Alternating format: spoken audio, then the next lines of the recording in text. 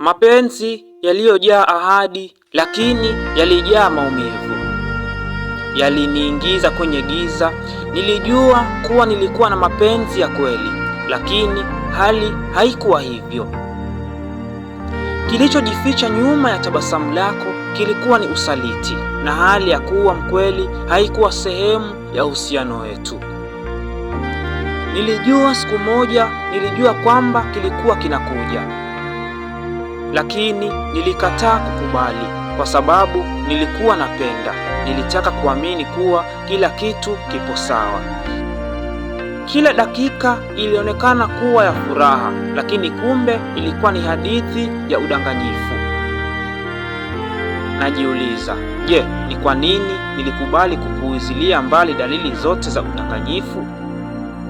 Kwa nini nilijiona kuwa mapenzi yangu yataweza kutuliza giza lililonizunguka?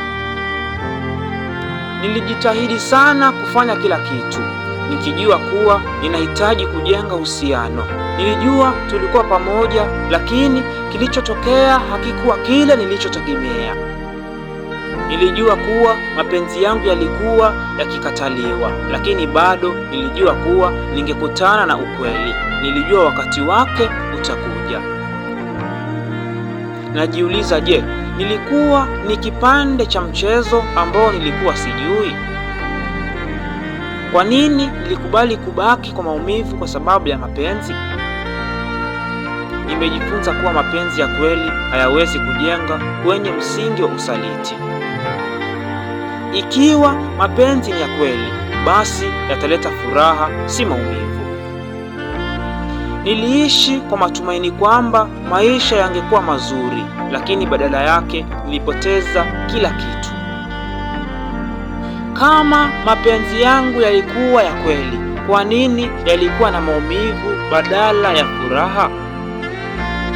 Ni vipi ningekubaliana na ukweli wa usaliti kwa haraka bila kujitahidi kupigana?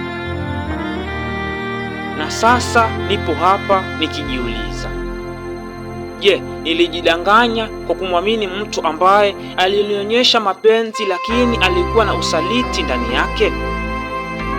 Je, ni vipi ningeweza kuona dalili za usaliti mapema kabla ya kujiumiza? Kama nilijua kuwa kuna mapenzi ya kweli, kwa nini nilikubali kuendelea na yaliyojaa na maumivu? Hata hivyo, maswali haya yamekuwa ni sehemu ya maisha yangu, lakini jibu moja ni hakika: usaliti hauwezi kuwa sehemu ya mapenzi ya kweli. Je, umewahi kupenda kwa dhati na kugundua kuwa mapenzi hayo yaliwekwa kwa msingi wa udanganyifu? Je, unadhani kuna namna ya kuona ishara za usaliti kabla ya kufika mwisho? Na je, unadhani kuwa upendo unaweza kuwa na maana tena baada ya kudhalilishwa? Maswali haya yanahitaji kujibiwa, lakini ukweli ni kwamba kila mmoja wetu anahitaji kujua wakati wa kutoroka na kuokoa moyo wake. Maswali haya hayana majibu rahisi, lakini ni maswali muhimu ambayo kila mtu anayekutana na mapenzi yenye usaliti anahitaji kujiuliza. Edison Mbega.